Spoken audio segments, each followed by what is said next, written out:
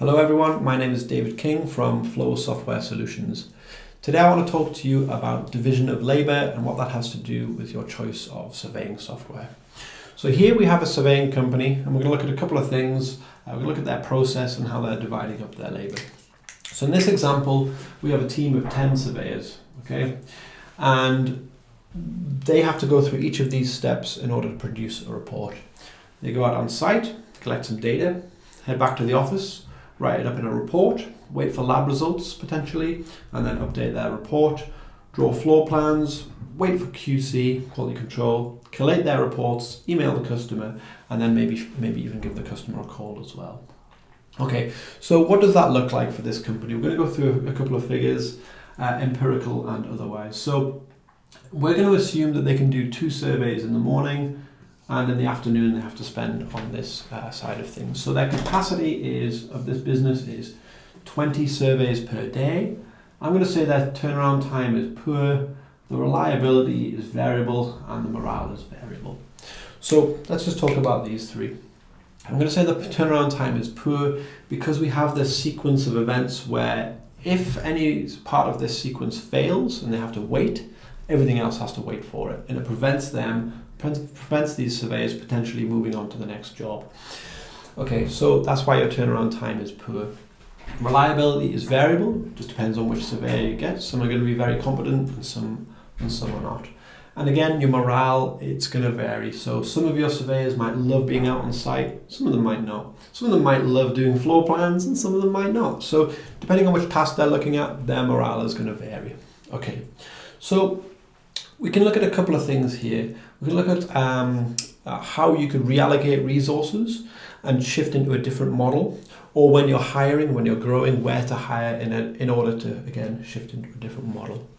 So let's just talk quickly about division of labour. Now, here there is no division of labour. Each of the 10 employees does the same things, okay? So think of this as a conveyor belt for data.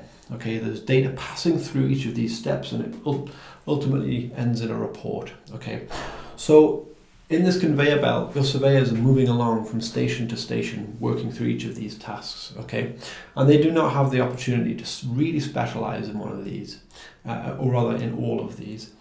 So division of labor basically says they should stand still and the conveyor belt should bring the jobs to them. Okay, so instead of having them this way, you really want your labor, at this level, taking complete ownership of each of these tasks, okay? And this is a good division of labour. And you can keep going, QC, this would have been done by a manager anyway, and probably someone in front of customers. So if you want to look at it this way around, you could take 5 of your surveyors and say, hey, which of these tasks do you prefer, and allocate them that way. Or when you employ, you could employ specialists at different levels of this. Maybe they straddle multiple. There are a few things to think about as well. Key man dependency, what happens if this person's off sick? Does everything grind to a halt? And the potential there is maybe. So let's just have a look at these figures and think about some logical steps that we can do here. Okay, so let's say we hire someone to do floor plans. Okay, they just do floor plans, all right? And you've hired, and now our capacity is 2.1 per day, okay? And you might think 2.1 is impossible because it's not a round number. What I'm assuming is that one of our surveyors can do an extra job per day because they are quick surveyors, but they're really slow at floor plans. And maybe it averages out to 2.1. So at this point, our capacity is 222, okay?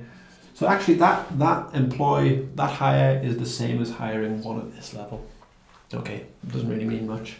But if you keep going through, okay, and you take off each of these roles, we know that these surveyors spend their morning on site and their afternoon in the office. So if we pick up all of these and we can get this to 4, i.e. the morning on site and the afternoon on site, our company can now have a throughput of 40, okay, 40 capacity. Your turnaround time will go skyrocket up, I promise you, it goes colossal, and your reliability goes up, and we'll talk about morale in a moment. So this, obviously we've had to hire 1, 2, 3, 4, 5 people to do this, but you could actually You could just reallocate. So if you just took 5 of these here and 5 times 4, and our company, the capacity is the same, but we've made some gains in turnaround time and reliability. There is a bit of risk, like I said, with keyman dependency, but when you've reallocated in this point, you know that each of these surveyors has done all the jobs. So if there is a problem, you should be able to step over into different roles.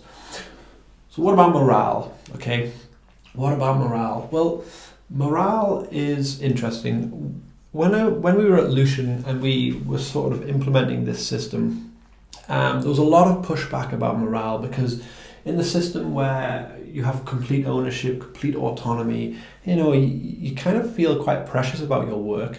And in this system, I'm sat at my conveyor belt and the jobs come in. Well, it just means that because your turnaround time and your reliability has gone up, your profits go up. And actually your capacity does go up. So in this situation where we just reallocated, if we make one more hire, okay, we've got 4 more jobs per day, whereas previously it would have been 2. And so that scales, it keeps going bigger and bigger and bigger. Your capacity, you just outstrip all of your competition. So in that situation, what do you do about morale? Well, you've got more profits, okay? So you dedicate resources to morale, and so it just goes up. Okay, so that is division of labour. What does it have to do with surveying software? Well, at NextGen, we built a system where each of these roles, you could log into the system and you could see your full list of tasks and just work through them, okay? And you never really had to be cognizant of what happened before or after when you log in and see your list. You just know that it's all correct, and when the data comes in, you do your work and you make improvements to the line. So it becomes very reliable, you have complete accountability at every step, and you know who to turn to when there are problems. So your choice of surveying software really does affect whether you can do this, and if so, how much you can do this. So some systems might let you do it at certain stages. They might couple, your surveyors must do, this part or this part.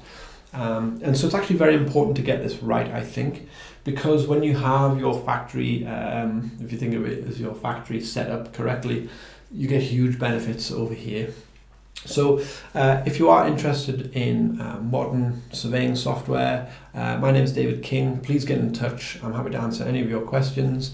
My contact details should be available on the website. So that's all for now, and I hope you have a great week.